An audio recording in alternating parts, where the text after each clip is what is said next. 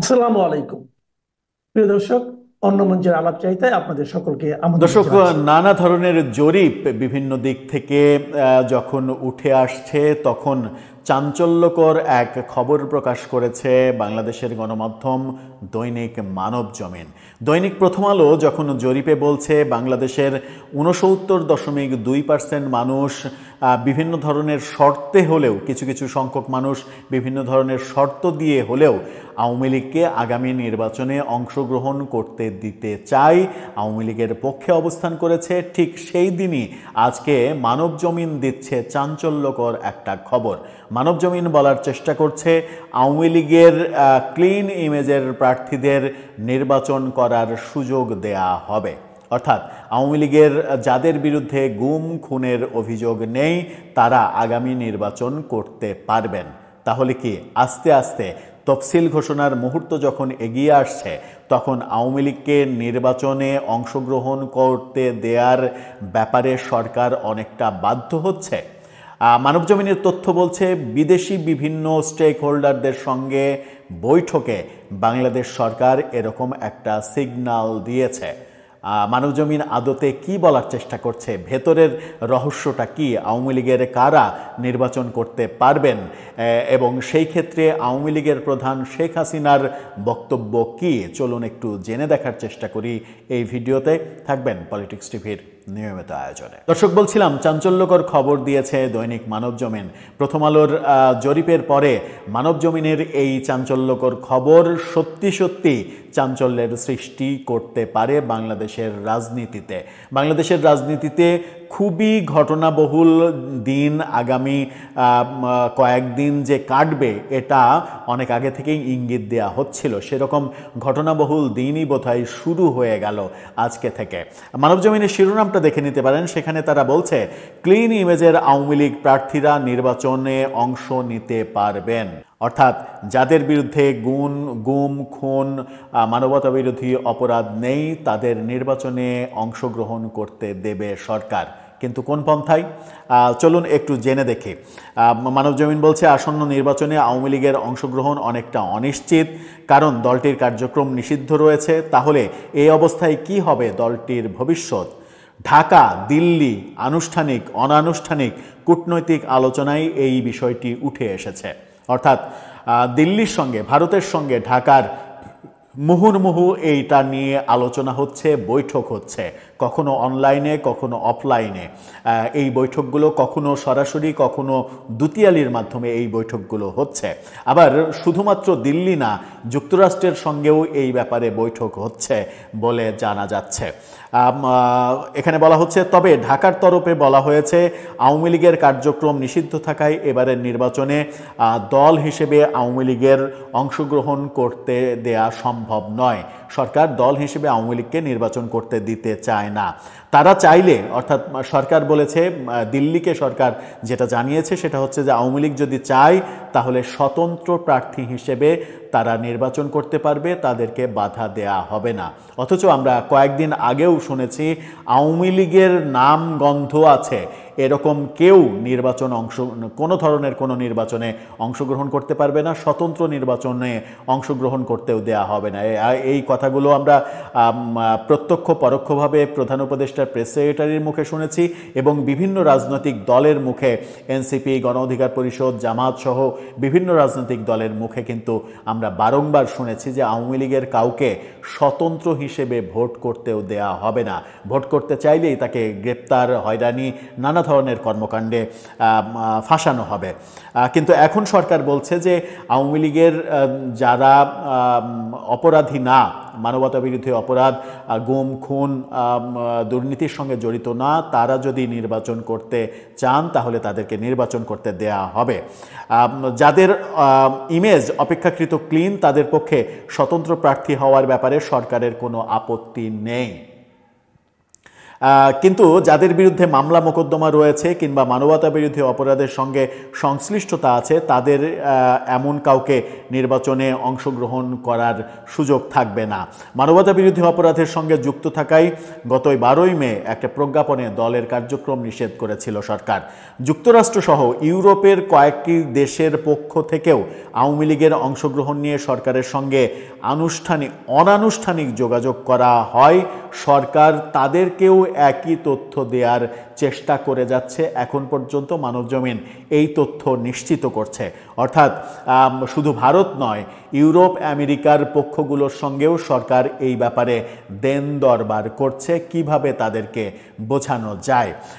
এদিকে মানবজমিন আরেকটা তথ্যও নিশ্চিত করছে যে আওয়ামী লীগের ক্লিন ইমেজের নেতাকর্মীদের নিয়ে সংগঠিত হওয়ার চেষ্টা করেছিল ইতিমধ্যে একটা অংশ, কিন্তু শেখ হাসিনা তাতে এখন পর্যন্ত মত দেননি। হাসিনা বিশ্বাস করেন লড়াই করে ফের দলকে সংগঠিত করতে সক্ষম তারা। যেহেতু লড়াই করে দলকে সংগঠিত করা সম্ভব এবং তারা সক্ষম হবেন, সুতরাং কোনো ধরনের অল্টারনেটিভ চিন্তায় আওয়ামী লীগ এখন যেতে চায় না। তার মানে ফলাফল কি দাঁড়ালো? ফলাফল খুব পরিষ্কার। এখন সরকারের অবস্থা অনেকটা নমনীয়। আমরা বারবার বলেছি যে বিদেশি চাপ এটা মোকাবেলা করা এই অন্তর্বর্তীকালীন সরকার, যারা রাজনৈতিক সরকার না, যারা জনগণের ম্যান্ডেট নিয়ে অর্থাৎ ভোটের মাধ্যমে নির্বাচিত সরকার নয়, তাদের আন্তর্জাতিক চাপ সামাল দেওয়া এবং সেখানে কূটনৈতিক চাল পাল্টা চাল এই ব্যাপারে পেরে ওঠাটা খুব কঠিন হবে। সেই ব্যাপারগুলোই যে ভেতরে ভেতরে চলছে অবশেষে মানবজমিনের এই রিপোর্টে বেরিয়ে আসলো। অর্থাৎ সরকার কূটনৈতিকভাবে দিল্লি, ইউরোপীয় ইউনিয়নের দেশগুলো, আমেরিকা সহ বিভিন্ন দেশকে বোঝানোর চেষ্টা করছে যে আওয়ামী লীগকে বাদ দিয়েই তারা নির্বাচন করতে চায়। কিন্তু আপাতত আপগ্রেড নিউজ যেটা মানবজমিন দিচ্ছে সেটা হচ্ছে যে সরকার এখন রাজি হয়েছে, আওয়ামী লীগ যদি স্বতন্ত্র নির্বাচন করতে চায় তাহলে সরকার তাদেরকে বাধা দেবে না। এতে কি সরকারের কাছের মানুষ, সরকারের মিত্রশক্তিগুলো রাগ করবে না, গোস্বা হবে না, নাকি তারাও মেনে নেবে কিংবা মেনে নিতে বাধ্য হবে? দর্শক, আপনার মতামত কি জানিয়ে লিখতে পারেন আমাদের কমেন্ট বক্সে।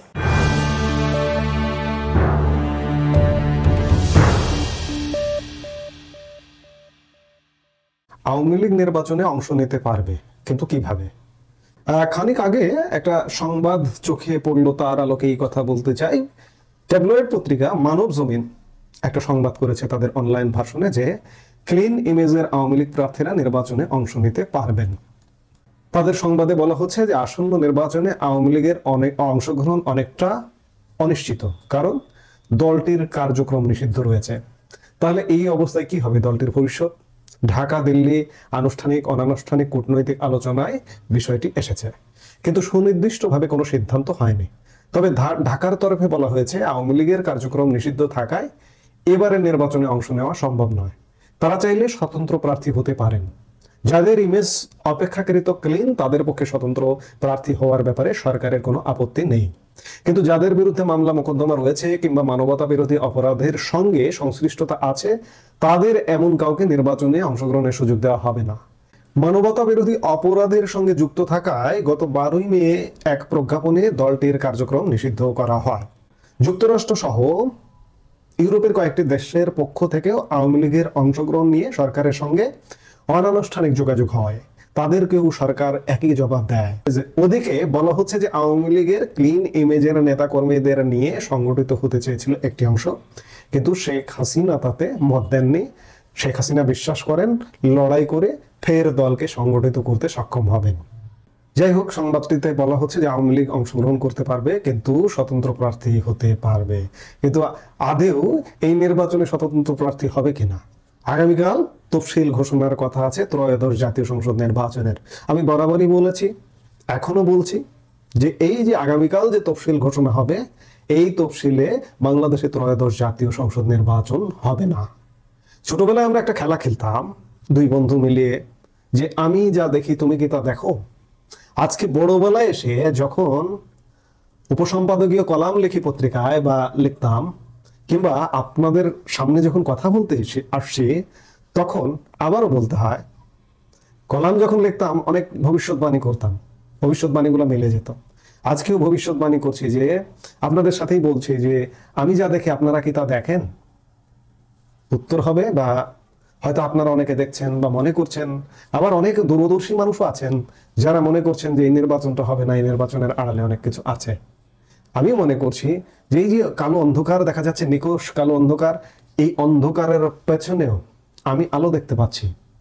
পেছনে আলো ছড়ানোর কাজ চলছে। গতকালকে বলেছি, আজকেও বলছি, এই যে আওয়ামী লীগের নির্বাচনে অংশগ্রহণ নিয়ে সরকারের আপত্তি নেই। আওয়ামী লীগের লোকজন স্বতন্ত্র প্রার্থী হিসেবে নির্বাচন করবে, আপত্তি নেই।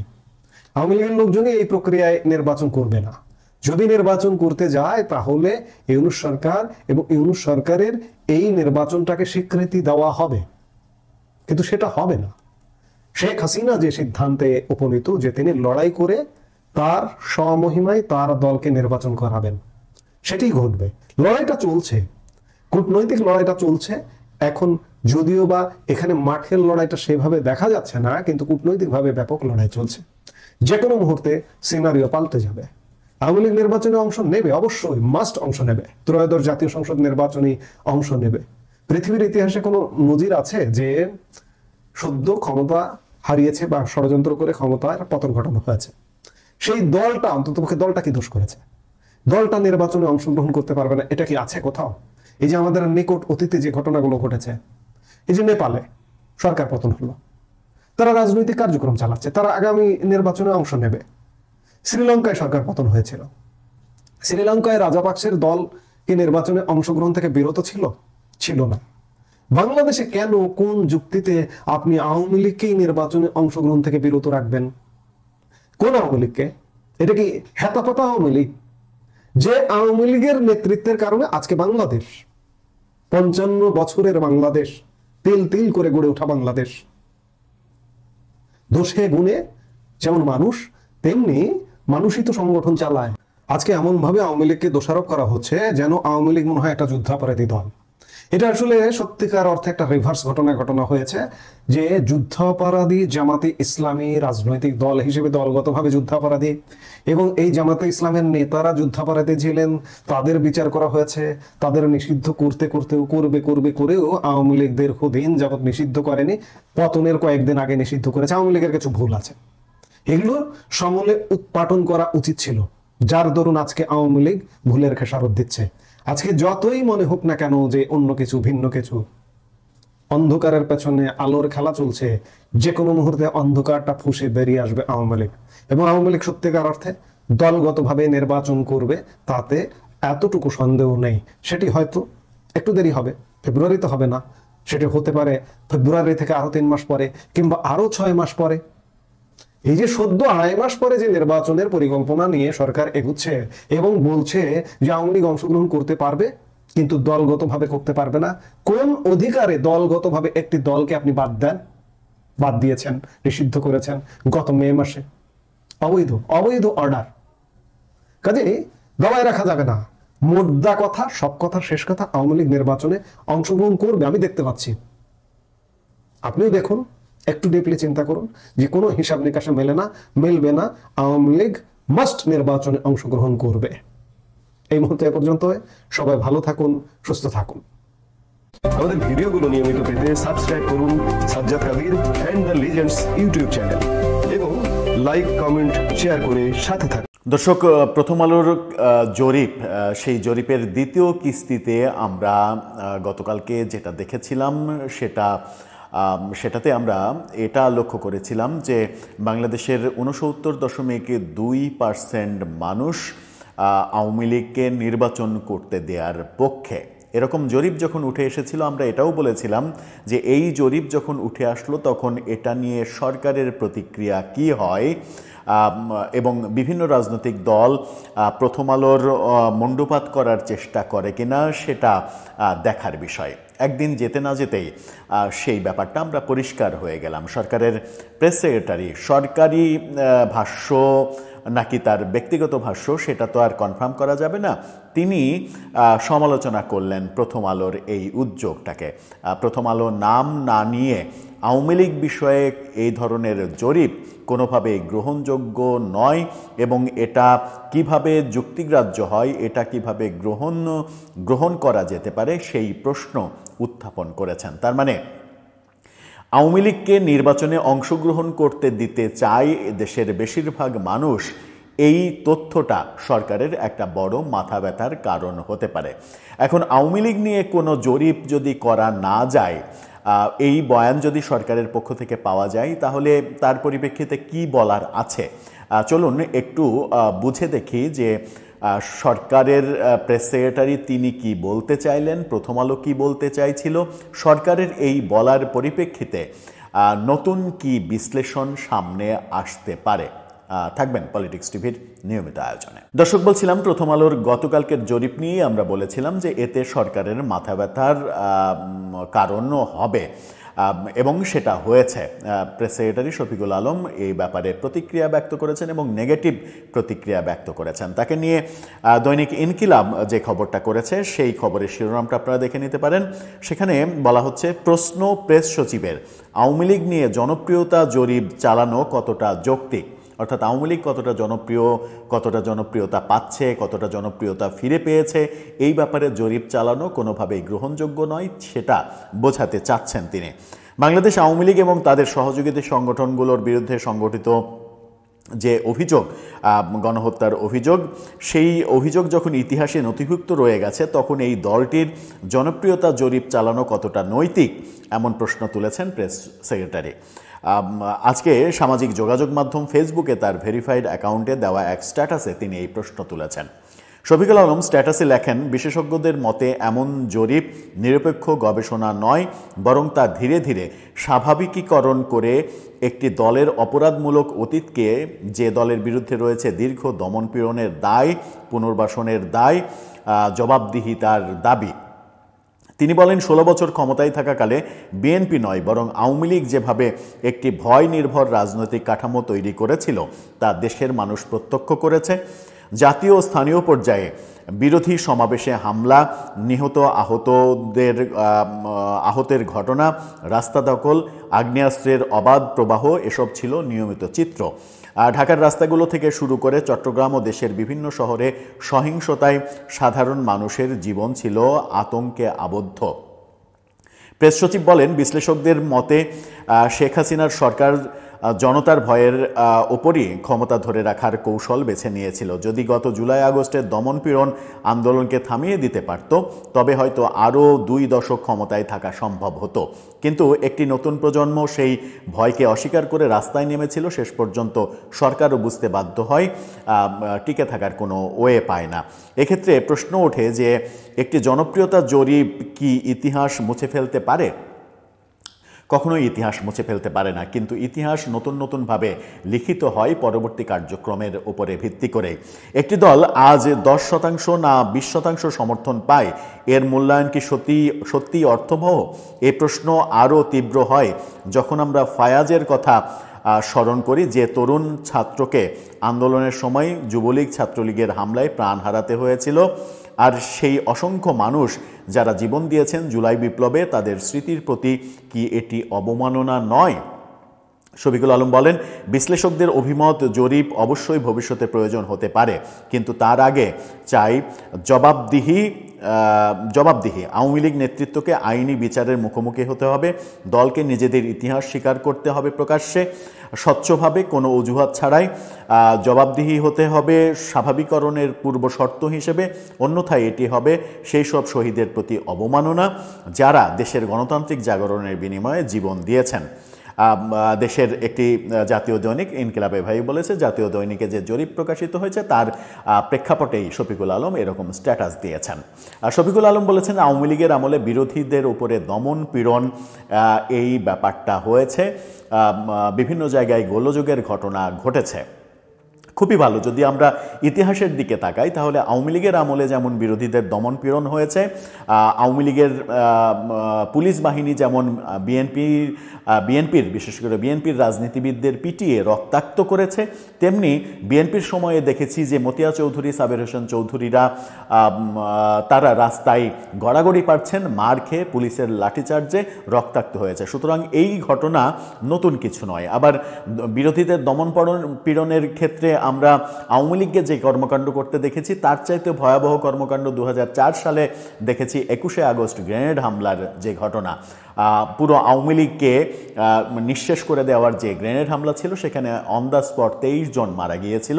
শেখ হাসিনা খুবই বাজেভাবে আহত হয়েছিলেন, কিন্তু তাকে মানব ঢাল ব্যবহার করে স্প্লিন্টারের আঘাত থেকে নেতাকর্মীরা বাঁচিয়েছিল। সেই স্প্লিন্টারের আঘাতে পরবর্তীতে মোহাম্মদ হানিফের মতো সর্বোচ্চ পর্যায়ের নেতাকেও মারা যেতে আমরা দেখেছি। বিএনপির সময় আমরা সারা দেশে 500 স্থানে একসাথে বোমা হামলার ঘটনা দেখেছি, বাংলা ভাইয়ের আগমনের ঘটনা দেখেছি।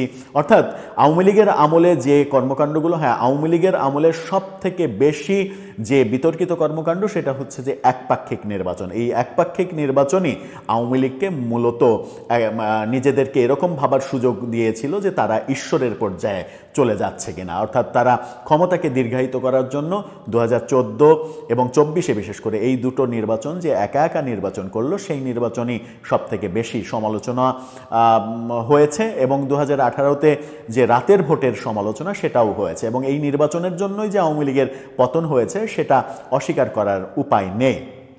কিন্তু আওয়ামী লীগের পতনের পরে, বিএনপির পতনের পরে, বিএনপির ওই 2004-এর গ্রেনেড হামলা সহ 501 জায়গায় বোমা হামলা, এরপরে দেখেছি যে 2006 বিএনপির শাসন আমলের পরে 2008-এ মাঝখানে 1/11, তারপরে 2008-এর ডিসেম্বরের নির্বাচনে আওয়ামী লীগ ক্ষমতায় এসেছে। অর্থাৎ ক্ষমতার পালাবদল আমরা দেখেছি। কিন্তু আওয়ামী লীগ সরকার পতনের পরে গত 15-16 মাসে বর্তমান সরকার কিংবা রাজনৈতিক দলগুলো এমন কোনো নজির কি স্থাপন করতে পেরেছে যে নজিরের মাধ্যমে জনগণ এটুকু আশ্বস্ত হতে পারে যে তারা আওয়ামী লীগের আমলের চাইতে ভালো আছে? কারণ জনগণ মূলত সুশাসন চায়। জনগণ চায় যে দেশে আইন শৃঙ্খলা পরিস্থিতি ঠিক আছে কিনা, বাজার দর ঠিক আছে কিনা।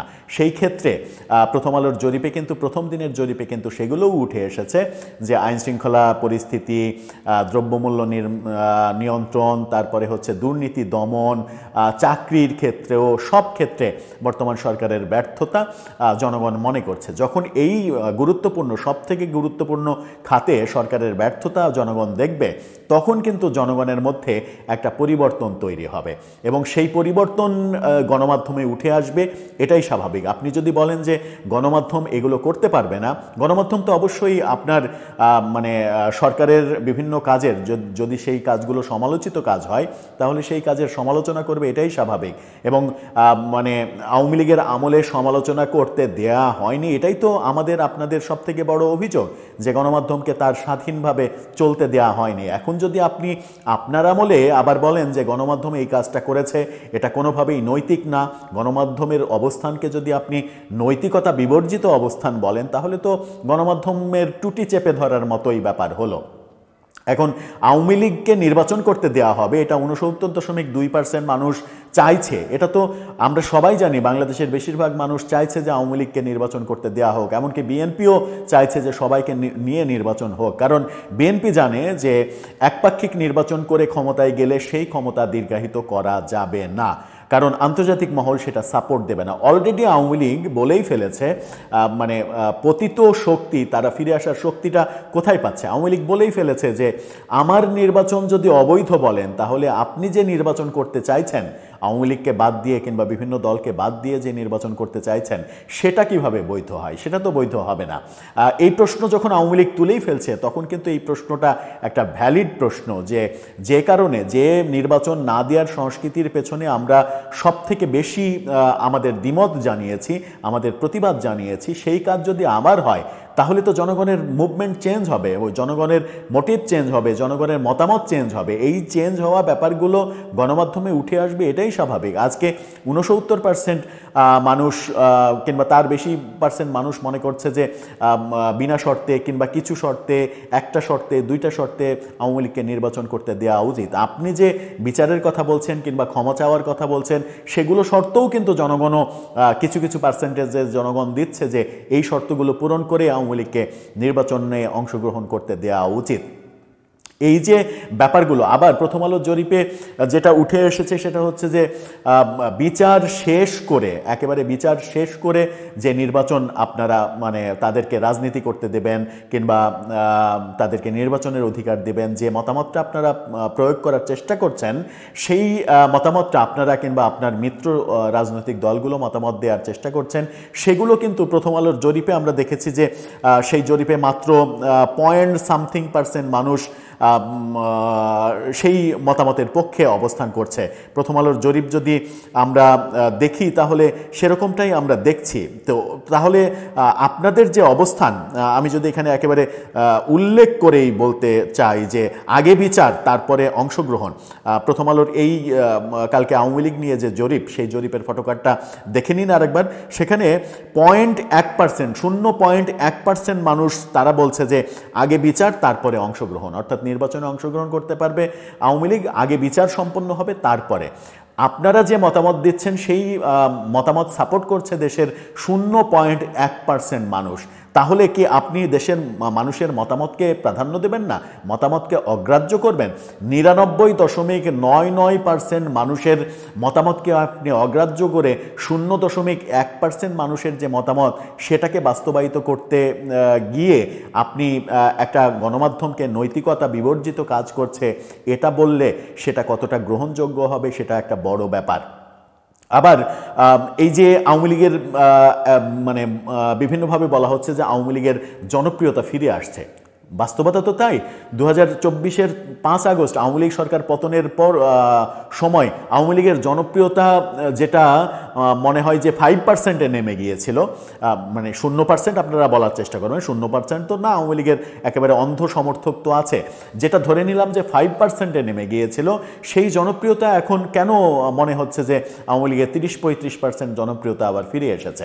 বিভিন্ন জরিপে কেন সেরকমটা মনে হচ্ছে? যেমন প্রথম আলোর এই জরিপেই একেবারে শর্ত ছাড়া, কোনো ধরনের কোনো শর্ত ছাড়া 27.8% মানুষ মনে করে যে আওয়ামী লীগকে তার অধিকার ফিরিয়ে দেওয়া উচিত। এটা তো অন্ধ আওয়ামী লীগ।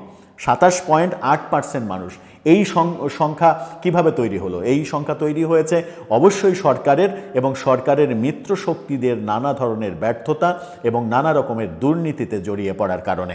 এই যে 27.8% মানুষ আওয়ামী লীগের সমর্থক, সাথে 26% মানুষ বলছে যে যারা দোষী তাদের বিচার করে নির্বাচনে অংশগ্রহণ করতে দিতে হবে। তার মানে যারা দোষী তাদের বিচার চলছে, আওয়ামী লীগকে নির্বাচনে অংশগ্রহণ করতে দেয়া হোক, এটাই বলছে বাকি 26% মানুষ। বাকি 14.8% মানুষ বলছে যে আওয়ামী লীগ যদি ভুল স্বীকার করে তাহলেই তাকে নির্বাচন করতে দেওয়া উচিত। তাহলে আপনি যে এই যে জরিপটা প্রথম আলো জরিপে উঠে আসলো, সেই জরিপের যখন আপনি সমালোচনা করছেন, নৈতিকতা বিবর্জিত বলছেন, তখন প্রথম আলো একদিন আগে যখন প্রথম দিন তাদের জরিপে বলল 54.5% মানুষ এই সরকারের কাজে সন্তুষ্ট, যে জরিপের সবাই বিরোধিতা করছে যে এটা হতে পারে না, সেইটার তো আপনি সে ব্যাপারে তো কোনো কিছু বললেন না। সেটা তো বললেন না যে এই ধরনের জরিপ প্রথম আলোর করা উচিত না। তার মানে আপনার পক্ষে যেটা যাবে সেটাতে আপনি খুশি হয়ে চুপ থাকবেন, নিজে নিজে উপভোগ করবেন, আর যেটা বিরুদ্ধে যাবে, এবং এই বিরুদ্ধে যাওয়ার কারণ কিন্তু আওয়ামী লীগের ভালো কাজ না, এখানে খুবই উল্লেখযোগ্য। আওয়ামী লীগ গত 16 মাসে এমন কোনো ভালো কাজ করেনি যার কারণে আওয়ামী লীগের এই জনপ্রিয়তা তৈরি হয়েছে, এই জরিপ, এরকম জরিপ তৈরি হয়েছে। এটা তৈরি হয়েছে শুধুমাত্র আওয়ামী লীগের বিপক্ষের শক্তি যারা, তাদের ব্যর্থতার জন্য। তাদের ব্যর্থতা এরকম পরিবেশ তৈরি করেছে যে আওয়ামী লীগের চাইতে আমরা ভালো নেই, আওয়ামী লীগের চাইতে ভালো নেই। যেমন জামাতের আমির নিজে বলছেন যে মানুষ মনে করে আগে খারাপ ছিলাম, এখন আরও বেশি খারাপ আছি। তার মানে এটার মিনিং কি দাঁড়ায়? এটার মিনিং এটাই দাঁড়ায় যে এখনকার চাইতে আগেই ভালো ছিলাম। এই পরিস্থিতি যে তৈরি হলো এটার দায় তো সরকারকে নিতে হবে। পতিত শক্তি তারা যে জনপ্রিয়তা অর্জন করছে, জরিপে তাদের জনপ্রিয়তা ফুটে উঠছে, এটা তো সরকারের ব্যর্থতার কারণে, সরকারের মিত্র শক্তিদের ব্যর্থতার কারণে। সো আমার মনে হয় যে আপনাদের কনসেন্ট্রেশনটা সেই দিকে দেওয়া উচিত যেন আপনাদের ব্যর্থতাটা না তৈরি হয় এবং আপনাদের মিত্র শক্তিদের বিভিন্ন দুর্নীতির খবর, সরকারের বিভিন্ন উপদেষ্টাদের দুর্নীতির খবর, আজকে যে 2 উপদেষ্টা পদত্যাগ করেছেন তাদের যেভাবে গত 15-16 মাস ধরে বিতর্ক তাদেরকে নিয়ে আমরা দেখেছি, সেই ব্যাপারে সরকার টু শব্দটাও করেনি। সেই ব্যাপারগুলো যার পরিপ্রেক্ষিতে এনসিপিরই সাবেক নেতারা দাবি করছেন যে এই 2 জনের পদত্যাগের পরে দুদকের উচিত তাদের সম্পদের হিসাব নেওয়া, খোঁজ খবর নেওয়া যে কোথায় কি তৈরি করে রেখেছেন তারা। এই প্রেক্ষাপটগুলো তৈরি হচ্ছে মূলত এসব কারণেই। সুতরাং আমার মনে হয় যে প্রথম আলোর সমালোচনা করা কোনো সমাধান নয়, সমাধানটা নিজেদের সফলতার মধ্যেই লুকিয়ে ছিল, যেটা আপনারা করতে ব্যর্থ হয়েছেন। দর্শক, আপনার মতামত জানিয়ে লিখতে পারেন আমাদের কমেন্ট বক্সে।